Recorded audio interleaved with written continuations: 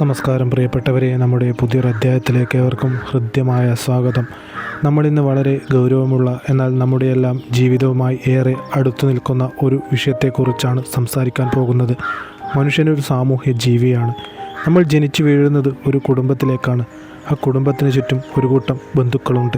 അതായത് രക്തബന്ധമുള്ളവർ, വിവാഹത്തിലൂടെ വന്നവർ, അങ്ങനെ പല വിധത്തിലുള്ള ആളുകൾ. നമ്മുടെ സന്തോഷങ്ങളിലും സങ്കടങ്ങളിലും ആദ്യം ഓടിയെത്തേണ്ടവർ ഇവരാണെന്ന് നമ്മൾ വിശ്വസിക്കുന്നു.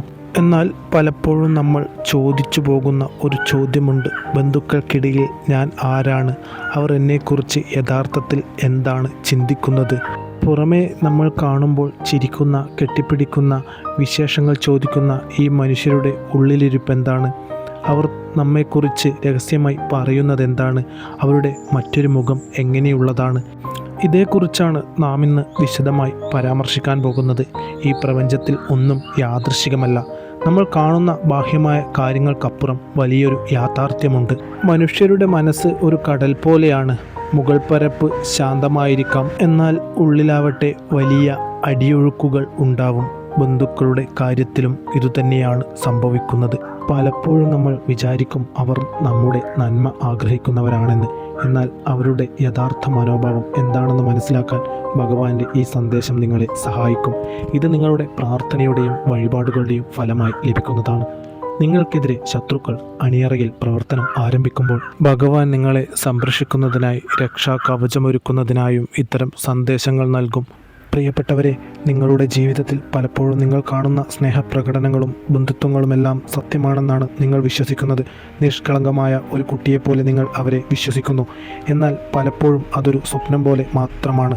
ഉപരിതലത്തിലുള്ള ചില ബാഹ്യമായ പ്രകടനങ്ങൾ മാത്രമാണ് അവർ കാണിക്കുന്നത്. ഉള്ളിലെ യാഥാർത്ഥ്യം മറ്റൊന്നായിരിക്കാം എന്ന സൂചനയാണ് നമുക്ക് ഭഗവാൻ നൽകുന്നത്. ഭഗവാൻ ഇത്തരം സന്ദേശങ്ങൾ നൽകുന്നത് നിങ്ങളെ സംരക്ഷിക്കാനാണ്. അതുകൊണ്ട് ഇത്തരം സാഹചര്യങ്ങളെ വേണ്ട രീതിയിൽ വിലയിരുത്തി മുന്നോട്ട് പോവുക. അതായത് ബന്ധുക്കളിൽ നിന്നും നിങ്ങൾ പ്രതീക്ഷിക്കുന്ന ആത്മാർത്ഥമായ സ്നേഹവും അവർ നിങ്ങൾക്ക് നൽകുന്ന വ്യാജമായ ഇമേജും തമ്മിൽ വലിയൊരു അന്തരമുണ്ട്. നിങ്ങൾ അവരെ ഒരുപാട് സ്നേഹിക്കുന്നുണ്ടാവാം, എന്നാൽ നിങ്ങൾക്ക് തിരികെ ലഭിക്കുന്നത് വെറും അഭിനയങ്ങൾ മാത്രമായിരിക്കാം. അത്തരം സാഹചര്യങ്ങളിൽ, ഇത്തരം പ്രകടനങ്ങളിൽ ജീവിതം വഴിതിരിച്ചു പോയ ധാരാളം ആളുകൾ നമുക്കിടയിലുണ്ട്. ഇത്തരം ആളുടെ കാപട്യത്താൽ ജീവിതത്തിൽ വലിയ പ്രതിസന്ധികൾ നേരിടേണ്ടി വന്നവർ, വിശ്വസിച്ചവർ പിന്നിൽ നിന്ന് കുത്തിയപ്പോൾ വേദന കൊണ്ട് ഹൃദയം നുറുങ്ങിപ്പോയവർ, ഭഗവാനിൽ മാത്രം അഭയം പ്രാപിച്ച് മുന്നോട്ട് പോകുന്നവർ. ചതിയും വഞ്ചനയും കാപട്യവും നിറഞ്ഞ ഈ ലോകത്ത് നിഷ്കളങ്കരെ, നിങ്ങൾ ഭഗവാനിൽ നിന്ന് ലഭിക്കുന്ന ഇത്തരം സന്ദേശങ്ങളെ അവഗണിക്കരുത്. ഇത് നിങ്ങൾക്കുള്ള മുന്നറിയിപ്പാണ്. നിങ്ങളുടെ സ്വന്തക്കാരിലും ബന്ധക്കാരിൽ നിന്നും നിങ്ങൾക്ക് ലഭിക്കുന്ന വലിയ രീതിയിലുള്ള ദോഷകരമായ പല കാര്യങ്ങളെക്കുറിച്ചും തിരിച്ചറിയുവാനുള്ള അവസരമാണ്. നിങ്ങളുടെ ജീവിതത്തിലെ വിജയങ്ങൾ കാണുമ്പോൾ മാനസികമായി പ്രയാസം അനുഭവിക്കുന്നവർ നിങ്ങളുടെ ഭവനത്തിൽ തന്നെയുണ്ട്. പുറമേയുള്ള ശത്രുവേക്കാൾ അതിഭയാനകമാണ് അകമേയുള്ള ശത്രുക്കൾ. അവരെ നമുക്ക് കാഴ്ചയിൽ ഒരിക്കലും ശത്രുവായി കാണുവാൻ സാധിക്കുകയില്ല. പുറമേ അവർ നിങ്ങളോട് കാണിക്കുന്ന പ്രകടനം, അതായത് നിങ്ങളുടെ കാര്യങ്ങൾ വളരെ താല്പര്യമുള്ള ആളുകളായിട്ടാണ് അവർ അഭിനയിക്കുന്നത്. അതായത് നിങ്ങൾക്ക് എന്തു കാര്യമുണ്ടെങ്കിലും, നിങ്ങളുടെ കുടുംബത്തിൻ്റെ മേൽനോട്ടമാണെങ്കിലും, എന്താവശ്യമുണ്ടെങ്കിലും നിങ്ങൾക്ക് വേണ്ടി ചെയ്യാൻ അവർ തയ്യാറാവും. നിങ്ങളെ അകമൊഴിഞ്ഞ് സഹായിക്കാൻ അവർ തയ്യാറാണെന്ന രീതിയിലാണ് പുറമെ പ്രകടനങ്ങൾ കാഴ്ചവെക്കുന്നത്. നിങ്ങൾക്ക് എന്താവശ്യമുണ്ടെങ്കിലും ഞാൻ കൂടെയുണ്ട് എന്നവർ പറയും. ഈ ബാഹ്യരൂപം കണ്ട് നിങ്ങൾ പലപ്പോഴും വിചാരിക്കും അവർ നിങ്ങളുടെ സ്വന്തം ആളുകളാണെന്ന്. ഇത്തരം ആളുകൾ നമുക്ക് ചുറ്റും ധാരാളമുണ്ട്. അതും നമ്മുടെ രക്തബന്ധത്തിലും നമ്മെ സംരക്ഷിക്കേണ്ടവരുമായ ആളുകൾ. അവരിൽ നിന്നുള്ള വഞ്ചനയാണ് നമുക്ക് താങ്ങാൻ കഴിയുന്നതിൻ്റെയും അപ്പുറം. അതാണ് നമുക്ക് തിരിച്ചറിയാൻ കഴിയാതെ വരുന്നതും. അതുകൊണ്ടാണ് ഭഗവാൻ ഇത്തരം സന്ദേശങ്ങൾ നൽകി നിങ്ങളെ സംരക്ഷിക്കുന്നത്. നിങ്ങളുടെ ജീവിതത്തിൽ എത്ര വേണ്ടപ്പെട്ടവരായിരുന്നാലും ജീവനും ജീവിതവും നിങ്ങളുടെ വേണ്ടപ്പെട്ടവരുടെ സംരക്ഷണവും നിങ്ങളുടെ ഉത്തരവാദിത്വം തന്നെയാണ്. അതിൽ നിന്ന് നിങ്ങൾക്ക് ഒരടി പുറകോട്ട് പോകുവാൻ സാധിക്കുകയില്ല. ഇത്തരം ആളുകൾ നിങ്ങളുടെ അഭാവത്തിൽ, നിങ്ങളില്ലാത്ത സമയത്ത് നിങ്ങളെക്കുറിച്ച് അവരുടെ യഥാർത്ഥ സംസാരവും ചിന്തയും വേറെ തന്നെയാണ്. അവിടെയാണ് യാഥാർത്ഥ്യം പുറത്തു വരുന്നത്. നിങ്ങൾ വിജയിക്കുമ്പോഴോ ജീവിതത്തിൽ മുന്നേറുമ്പോഴോ അവരുടെ ഉള്ളിൽ ഒരുതരം അസ്വസ്ഥത പുകയുന്നുണ്ട്. അവർ നിങ്ങളുടെ കഠിനാധ്വാനത്തെ കാണാൻ തയ്യാറാകില്ല. അവന് ഭാഗ്യം കൊണ്ട് കിട്ടിയതാണ്, അല്ലെങ്കിൽ അവൾക്ക് അതിനുള്ള യോഗ്യതയൊന്നുമില്ല എന്ന രീതിയിലുള്ള സംസാരം. അതുപോലെ തന്നെ നിങ്ങളുടെ പരാജയങ്ങൾ അവർ രഹസ്യമായി ആഘോഷിക്കുന്നുണ്ടാവും. പുറമെ സങ്കടം നടിക്കുമെങ്കിലും ഉള്ളിലവർ സന്തോഷിക്കുകയാവും.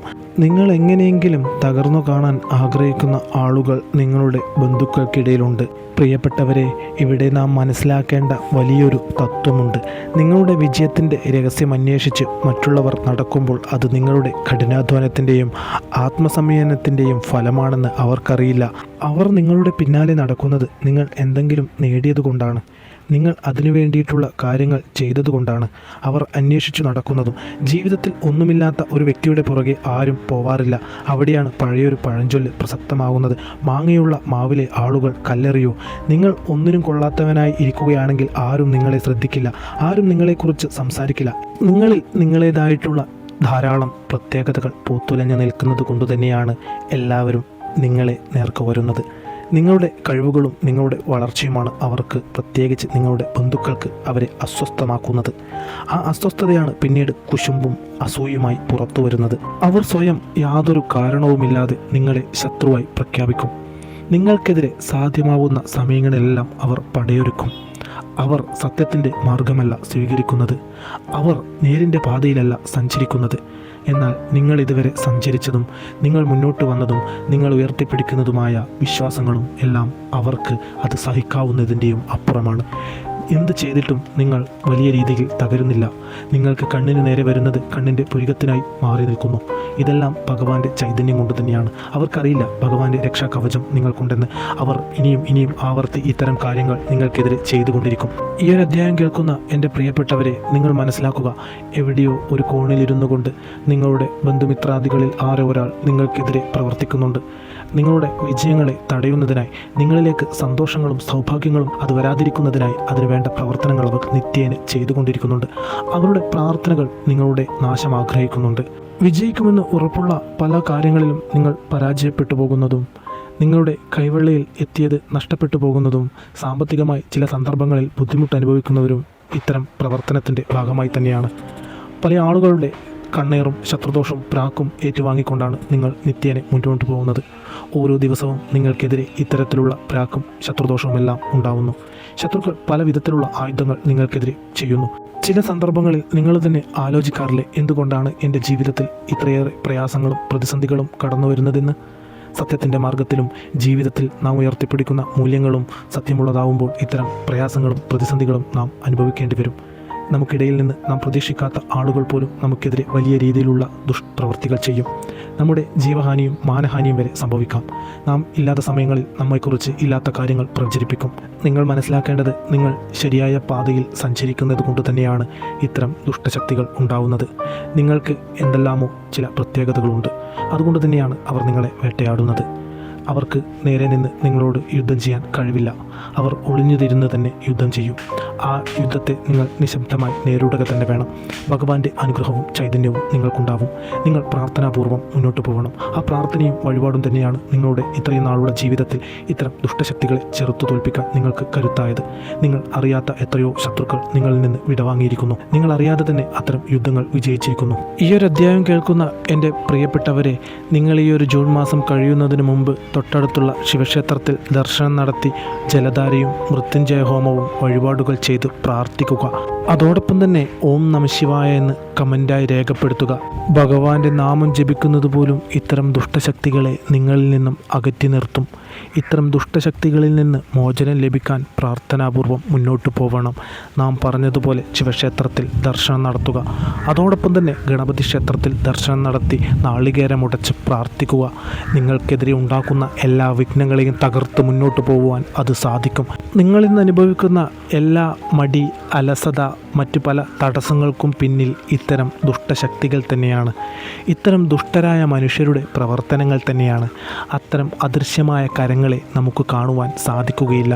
നിങ്ങൾക്കൊപ്പം താമസിക്കുന്ന വ്യക്തികളാണ് നിങ്ങൾക്കെതിരെ പ്രവർത്തിക്കുന്നതെങ്കിൽ അവർക്ക് എളുപ്പം നിങ്ങളെ തകർക്കുവാൻ സാധിക്കും. നിങ്ങളിലേക്ക് പെട്ടെന്ന് അവരുടെ ദുഷ്പ്രവൃത്തികൾ എത്തിക്കുവാൻ സാധിക്കും. അതുകൊണ്ട് തന്നെ നിങ്ങൾ താമസിക്കുന്നിടത്ത് നിങ്ങൾക്കെതിരെ നിത്യേന പ്രവർത്തിക്കുന്ന ഒരാളുണ്ടെങ്കിൽ, നിങ്ങളുടെ നാശം ആഗ്രഹിക്കുന്ന ഒരാളുണ്ടെങ്കിൽ അവർക്കെതിരെ യുദ്ധം ചെയ്യുന്നതിന് പകരം അവരിൽ നിന്ന് മാറി താമസിക്കുക. നിങ്ങൾ ആർക്കെതിരെയും ഒന്നും ചെയ്യേണ്ടതില്ല. നിങ്ങൾ ശരിയായ പാതയിൽ തന്നെ സഞ്ചരിക്കുക.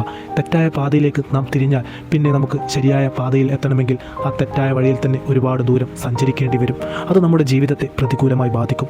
അതുകൊണ്ട് എൻ്റെ പ്രിയപ്പെട്ടവരെ, നിങ്ങൾക്കെതിരെ ആരെന്ത് വേണമെങ്കിലും ചെയ്തു കൊള്ളട്ടെ, നിങ്ങൾ സത്യത്തിൻ്റെ പാതയിൽ തന്നെ തുടർന്നും സഞ്ചരിക്കുക.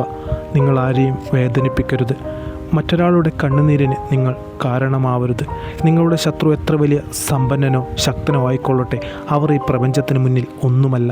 നിങ്ങളുടെ പ്രാർത്ഥനകളിൽ, നിങ്ങളുടെ ജീവിതത്തിൽ നിങ്ങൾ എല്ലാവരുടെ നന്മയും ആഗ്രഹിക്കുക. നിങ്ങൾ വിശ്വസിക്കുന്ന പ്രപഞ്ചശക്തിയിൽ എല്ലാം അർപ്പിക്കുക.